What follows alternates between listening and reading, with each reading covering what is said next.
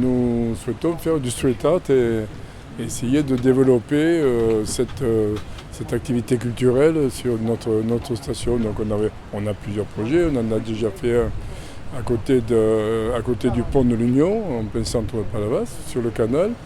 Et puis là, le propriétaire de la pizzeria nous a proposé aussi un dessinateur qui est un homme extraordinaire et qui est l'un des meilleurs certainement, en tout cas de France, mais aussi peut-être du monde.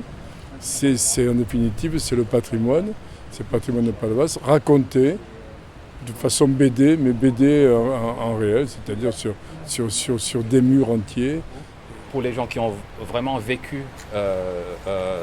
l'époque du petit train, tout ça, il faut vraiment, on va pas juste leur mettre, ah, grosso modo c'était ça. Non, non, non. Eux c'est vraiment ressurgir leur jeunesse ou leur enfance, quoi. Donc, là, à travers le thème de ce mur, nous essayons quelque part de retisser des liens entre les différentes générations, fédérer les gens, créer des espaces où des gens de différentes générations, différentes origines peuvent s'arrêter devant et chacun va trouver quelque chose qui leur parle à eux. Le street art a cet effet de rassembler, mais c'est aussi parce que ce courant peut être réalisé en rue, donc aux yeux de tout le monde. Le public est touché visuellement et à l'extérieur par le street art, ben forcément l'image se véhicule beaucoup plus vite qu'en le laissant uniquement dans des lieux comme des galeries ou des musées, etc., etc. Ça a une ouverture assez importante, d'où le fait que le street art a pris une dimension planétaire aussi importante.